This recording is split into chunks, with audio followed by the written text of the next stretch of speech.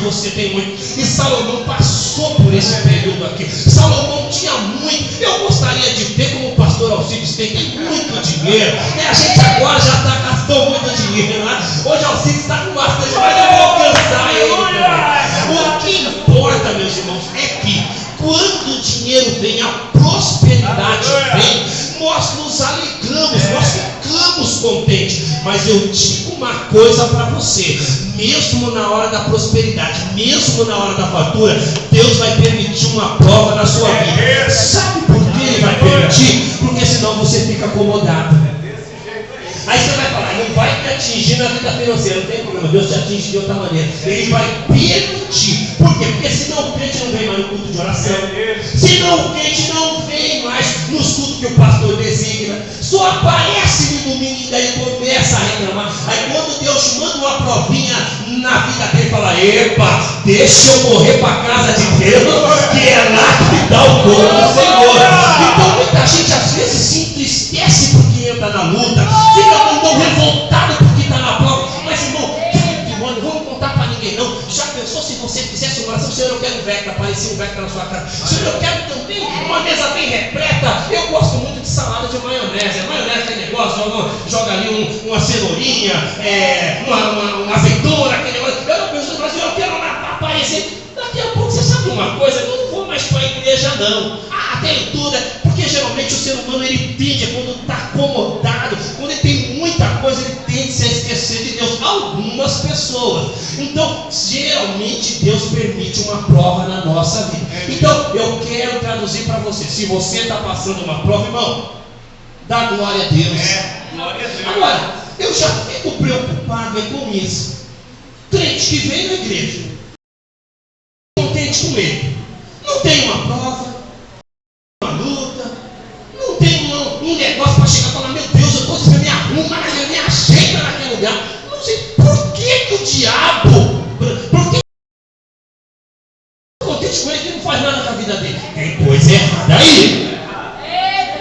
Quem está entendendo o mistério aqui, diga amém. Jesus está falando, hoje tem mensagem de Deus aqui.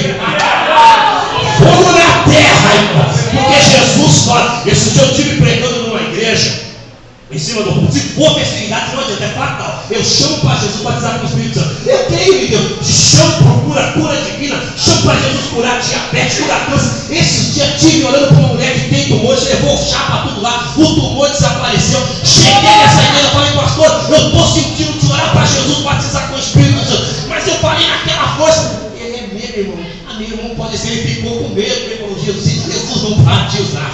Falei: não pode deixar que Jesus vai batizar com o Espírito Santo.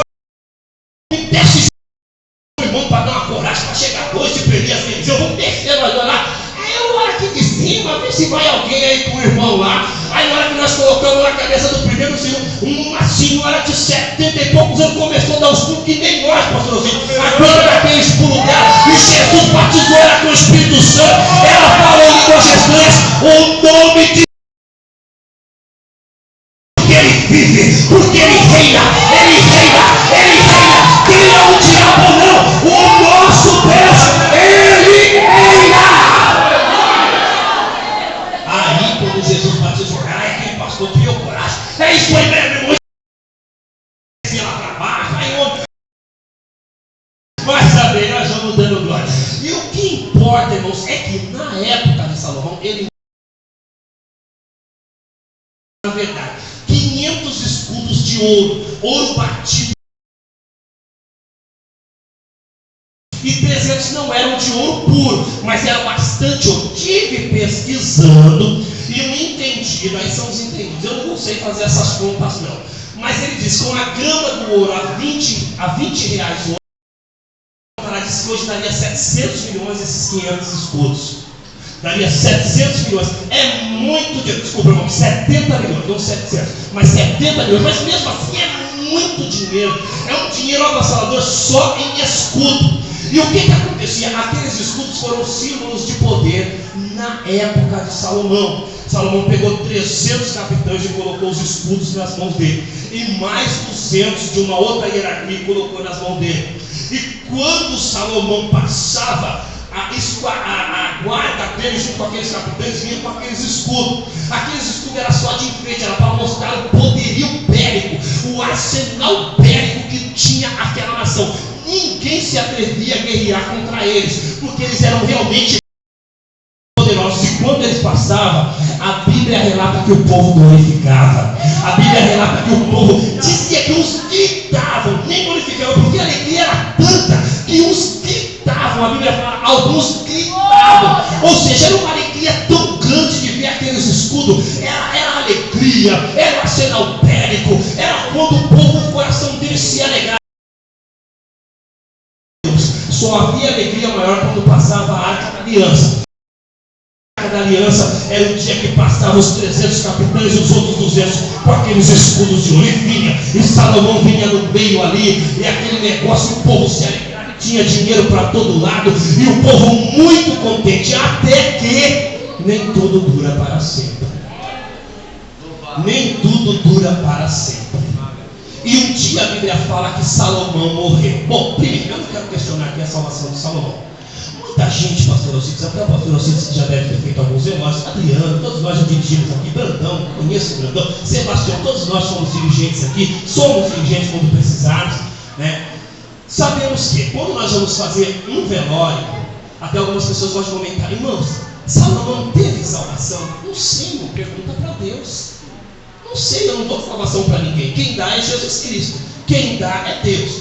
Eu só alerto uma coisa: qualquer velório que eu fazer, eu dou salvação para todo mundo no dia lá. Você já imaginou? Você chegar num velório, o camarada morreu sem Cristo, está todo mundo em pranto, nego desesperado. Aí você tem que jogar aquele negócio. Fala, irmão, a gente não sabe do último segundo desse homem. Porque olha, eu não sei não, mas quem sabe. Se você chegar lá e falar, esse homem está no inferno, esse homem está lá, o diabo já está garfando ele. Uma hora dessa ele está prestando conta. Você não pode falar uma coisa dessa. Você coloca aquela família, porque pensa que o pessoal do coração até morre. Então, se mandar eu fazer um culto fúnebre para quem aqui, se preocupa não, que eu sei o que eu vou falar lá. Mas o que importa é que alguns Deus quando partiu, não sei. Alguns entendidos vão falar que não, que o homem não partiu com Deus. Outros já falam, mas era o filho de Davi. Não sei se fosse filho de Davi. Eu não sei, eu só sei que a igreja coletivamente, nós chegamos lá, vamos perguntar para o Salomão. Se ele estiver lá, glória a Deus. Se ele não estiver lá, é entre ele e Deus vai ser glorificado do mesmo jeito. Com a morte dele, reina seu filho Roboão. Aí que há divisões. Irmãos, Roboão foi ensinado, Roboão foi educado, e a educação é uma coisa muito importante. E Salomão falou para ele, ensinou para ele, ó, seja dócil com o povo, seja manso com o povo. Tem muitos pregadores, irmãos, que não tem êxito. Eu que prego desde 13 anos de idade, com 16 já preguei nos meus primeiros congressos, etc. E aí vai. Às vezes uma coisa que eu não gosto de pregador é a arrogância de pregador. E uma das coisas, Adriano, que eu não gosto de pregador é o pregador que prega no microfone, nem agradece o pastor que deixou ele lá pregar. Eu gosto de agradecer primeiro a Deus. Que se aqui o negócio funciona assim: primeiro Deus, depois o pastor e depois nós. Ou seja, primeiramente de Deus, para ele, para nós. Se eu estou aqui, porque Deus consentiu, mas Deus usou quem? O pastor. Então eu agradeço a Deus, o pastor, e às vezes até mais pessoas que a gente chegou até ali. Agora alguém pode pensar assim, mas por que não vai agradecer tudo? Não, quem manda é Deus. Porque já pensou se todo mundo na igreja metesse a boca? Aí nós ia chegar, já ia começar a reclamar para Deus. Aí Deus, ó, o céu, ele é azul, eu vou querer que ele é amarelo. Outro ia gostar que a água fosse roxa. E cada um ia dar um palpite. Não, quem manda é Deus. Deus está na frente, glórias a ele e por ele. É ele que está no controle da situação, é ele que manda, é ele que comanda, é ele que domina, é ele que tem o poder, é ele que tem toda a glória, é ele que tem a majestade, é ele que é visto, é ele que é notado, é ele que é almejado, é ele que tem o poder no céu, na terra. O nome dele é respeitado no céu, temido no inferno e é adorado por nós. Quem adorar o nome de Jesus é só dizer que ele é maravilhoso. E uma das coisas de Roboão é que Roboão sabia que Salomão tinha muito dinheiro. Na época de Salomão, o povo gosta do meu pai. Só que Salomão teve um erro, ele colocou um jugo em cima do povo, ou seja, colocou os impostos, e depois construiu o templo e não tirou os impostos permaneceram. Foi que nem aquele negócio que colocaram na nossa conta, que nós fazíamos, como é que era? Eu esqueci lá. CPMF. Oh, você é uma mente maravilhosa. Eu sei que colocar ela por um tempinho. Depois aumentaram ela e não queria tirar. E foi uma luta quase que mas não consegue. E quase